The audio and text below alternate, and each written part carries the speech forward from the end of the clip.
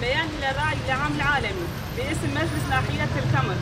مرة أخرى تعاود الدولة الفاشية التركية وتكثف من هجماتها البربرية والوحشية ضد أبناء شعبنا في شمال وشرق سوريا ومناطق الدفاع المشروع باستخدام جميع صنوف الأسلحة من مدافع والصواريخ والطائرات الحربية والمسيرات وحتى الأسلحة الكيماوية المحرمة دوليا في مناطق الدفاع المشروع.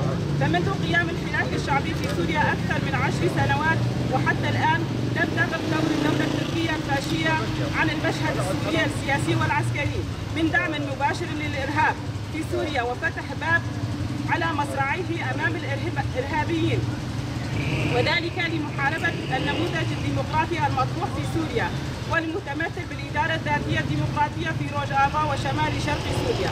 وبالرغم من محاولاتها المتكررة لفشل هذا المشروع الذي يلقي بظلاله على الشرق الأوسط بشكل عام وكردستان وتركيا على وجه الخصوص، لذلك من خلال محاولاتها المتكررة لإفشال هذا المشروع والذي يعتبر حل جذري لجميع مشاكل المنطقة وقضاياها، استخدمت كل الوسائل المباحة وغير المباحة من هجماتها المتكررة على مناطق شمال وشرق سوريا واحتلال مزيد من تلك المنطقة، وعبر الاستعانة بالمرتزقة السوريين وغير السوريين الذين جاءوا من كل حدب وصوب.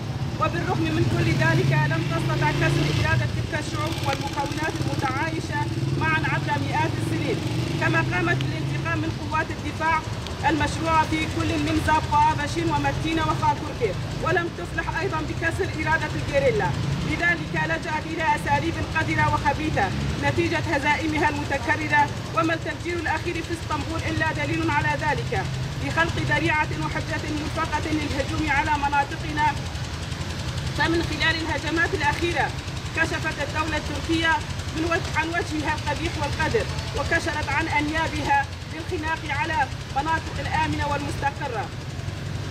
لكن الشيء الذي يؤسفنا بأن كل هذه الانتهاكات تحدث أمام أعين المجتمع الدولي وبالأخص الدول الضامنة في المنطقة كروسيا وأمريكا وكذلك الدول السورية والدول العربية أيضا، علما بأن أي تهديد على شمال السوري هو تهديد على السيادة السورية كجزء لا يتجزأ منها والدول العربية برمتها، لأنه تهديد للحدود الشمالية للوطن العربي.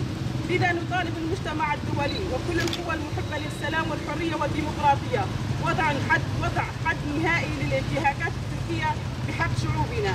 عاشت وحدة الشعوب، عاشت قوات سوريا الديمقراطية، المجد والخلود لشهدائنا الأبطال والخزي والعار للمحتل التركي ولا للسلطة الدولي. عاشت قوات سوريا الديمقراطية، المجد والخلود لشهدائنا الأبطال.